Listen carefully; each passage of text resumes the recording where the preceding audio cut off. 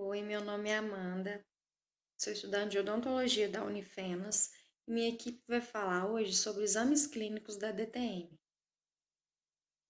A minha equipe é composta por mim, Amanda, Karine, a Kelly, o Marcos, a Marina e a Vanessa. Antes de falar da DTM e os exames, eu vou explicar o que é a ATM.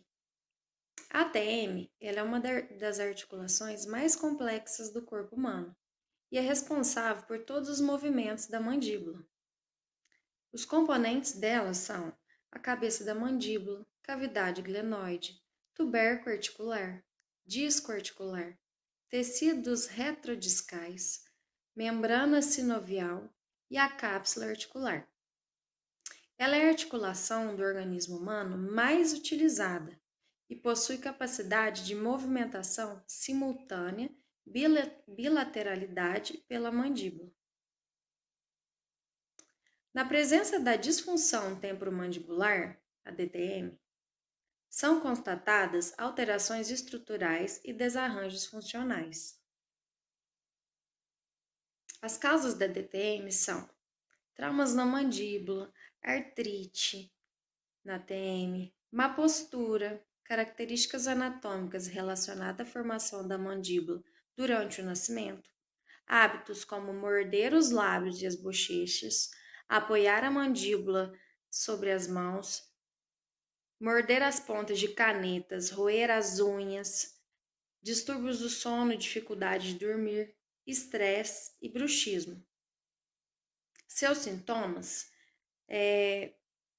são as dores ou limitações ao abrir a boca, trismo, dores de cabeça, zumbido e sensação de ouvido entupido e ruídos da articulação, como estalos e crepitações, dores no pescoço e no ombro, mudança brusca no encaixe da mandíbula, sensação de clique ao abrir e fechar a boca, flacidez nos músculos da região da ATM e cansaço no rosto, principalmente ao mastigar.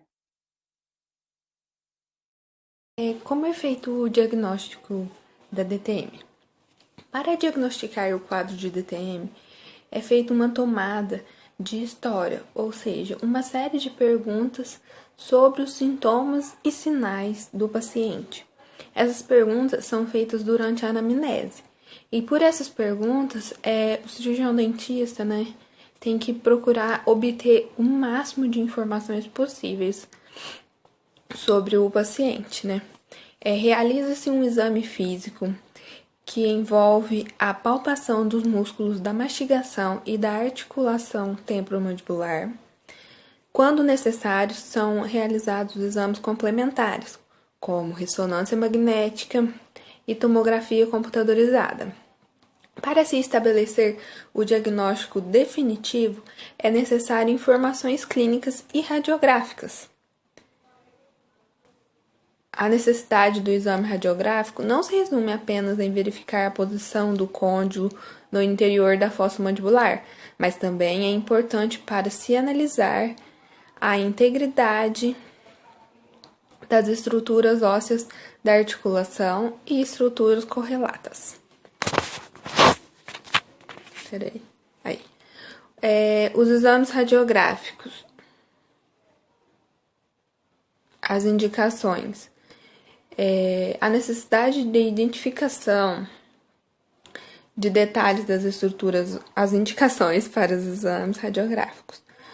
Quando há necessidade de identificação de detalhes das estruturas ósseas, distúrbio clínico específico sobre suspeita, quantidade de informações sintomatológicas clinicamente disponíveis para o diagnóstico e o baixo custo dos exames.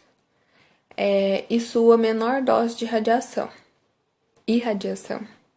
As técnicas radiográficas mais utilizadas no tratamento da DTM são panorâmica, planigrafia e transcraniana.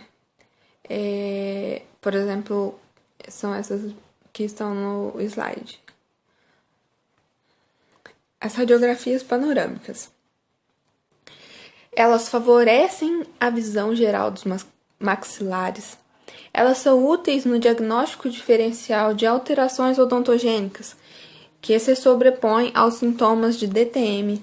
Ela identifica alterações ósseas avançadas na cabeça da mandíbula. Identifica como indicada como instrumento de screening que permite o diagnóstico inicial e a avaliação de alterações não tão sutis da TM. E ela é indicada quando o paciente apresenta abertura bucal reduzida e o diagnóstico diferencial de fratura se faz necessário. Outro exame complementar é a pranigrafia ou panorâmica com programas para TM. Esse método permite avaliar o contorno das estruturas ósseas articulares e imagens de possíveis alterações anatômicas circunvizinhas à TM, como processo estiloide, processo mastoide e o arco zigomático sem grandes sobreposições de imagens. Ela pode ser obtida nos planos sagital ou coronal, registrando a relação da cabeça da mandíbula com a fossa articular, em MH, e a extensão da excursão durante a massa abertura bucal. Esse método também pode ser útil para a avaliação da alteração morfológica e dos espaços articulares, análise de dimensões, fraturas e anquiloses. Assim como a pranigrafia, as radiografias transcranianas favorecem uma boa avaliação anatômica da cabeça da mandíbula, da fossa e do tubérculo articular. Nessa técnica, o feixe de raio-x é direcionado obliquamente através do crânio para a TM contralateral, fornecendo assim uma visão sagital. Dessa forma, as porções centrais e mediais da cabeça da mandíbula são projetadas inferiormente e apenas o contorno articular lateral é visualizado. E esse tipo de projeção limita-se ao fato de produzir uma imagem com grandes sobreposições dos ossos cranianos, além da necessidade de se utilizar um cefalostato específico para a patronização. Já a tomografia computadorizada é um conjunto de imagens de uma técnica sofisticada e altamente precisa comparada aos outros. Sua principal vantagem é a observação das estruturas ósseas articulares nos planos sagital, coronal e axial, além da possível manipulação das imagens em diferentes profundidades e reconstrução tridimensional. O tempo de exame varia entre 10 e 70 segundos e a dose de radiação é bem reduzida. As principais indicações dessa técnica incluem a avaliação estrutural dos componentes ósseos da TM, determinando precisamente o local e a extensão das alterações ósseas, como fraturas, neoplasias, alterações degenerativas, erosivas, pseudocísticas, osteofílicas. Já os tecidos duros, dentes e ossos são bem representados em sua real condição morfológica, mas muito pouco detalhe é fornecido sobre os tecidos moles, não sendo possível a visualização do disco articular. Meu nome é Marcos e eu vou falar sobre imagem por ressonância magnética e ultrassonografia. A imagem por ressonância magnética é usada para tecidos moles, para verificar tecidos moles. Na imagem por ressonância magnética, ela permite uma análise tridimensional nos planos sagital, coronal e axial. Ela é indicada para avaliação da integridade e relação anatômica das estruturas nervosas, que quando comprimidas por processos tumorais ou vasculares podem produzir dor orofacial, por desmielinização ou desaferentação. Ela detecta alterações de tecidos moles, como necrose, edemas, e é um procedimento não invasivo e não há exposição à radiação ionizante. A ultrassonografia é bastante utilizada no diagnóstico diferencial entre alterações glandulares e de estruturas adjacentes, como a ATM e o músculo masseter. Ela ajuda a verificar a correta localização dos espaços articulares para as terapias infiltrativas de artrocentese, que é um procedimento clínico que se usa uma seringa para coletar o líquido sinovial da cápsula articular, e viscosuplementação, que é o procedimento onde se injeta ácido hialurônico na parte interior da ATM. Ela proporciona visualização de forma dinâmica e em tempo real de localização dos componentes articulares, proporcionando lubrificação adequada, que é observada pelo aumento dos espaços articulares nos pós-tratamentos. Vou falar sobre os exames de medicina nuclear. Aí tem a tomografia por emissão de pósitrons e a cintilografia. A cintilografia é um exame com considerável sensibilidade, baixa agressividade e alta especificidade de órgão, utilizando-se níveis reduzidos de radiação. Também fornece evidências sobre a estimativa de metabolismo e inflamação. Ela é capaz de realizar o diagnóstico precoce e não diferencia alterações ósseas cicatriciais, infecções, manifestações osteoartríticas ou tumores. Agora eu vou falar sobre a tomografia por emissão de pósitrons. Ela é indicada para avaliação e estadiamento de tumores metastáticos. Ela é capaz de evidenciar informações morfológicas e metabólicas funcionais precisas. Tem imagens em 3 dimensões que facilitam a visualização anatômica e podem reduzir significativamente o tempo necessário para o diagnóstico, além de conduzir corretamente os tratamentos ao assegurar que as terapias estão adequadas.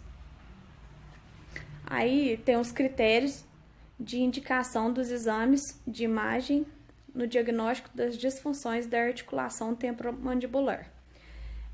Considera-se que a indicação correta de um exame de imagem deva ser fundamentada na necessidade da documentação legal do paciente, sua queixa individual e sintomatologia clínica pesquisada, obtidas durante a anamnese e o exame físico.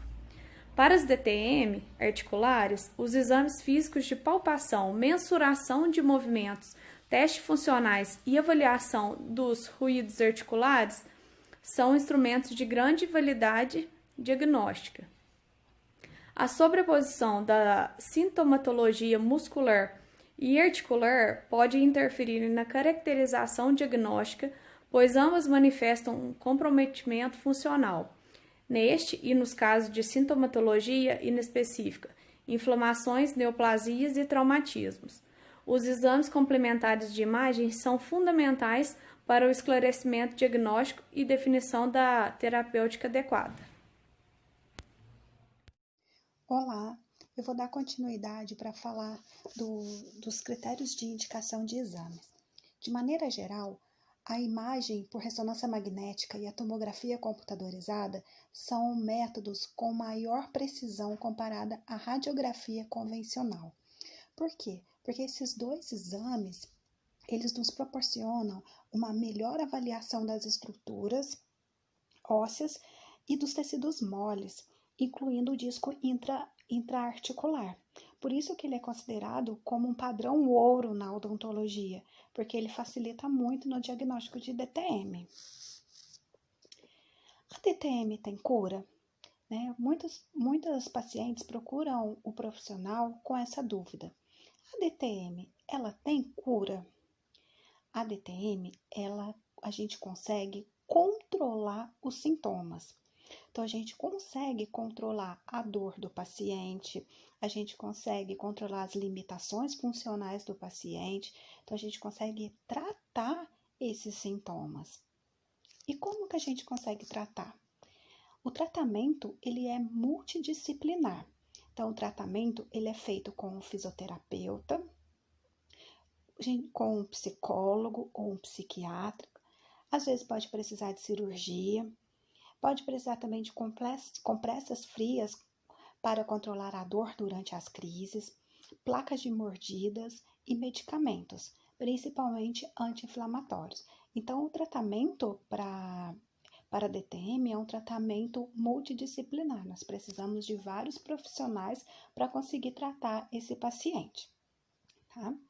Então, concluindo todo o nosso trabalho, né, todos os exames, desde os exames clínicos até os exames complementares, são de extrema importância para o diagnóstico de DTM.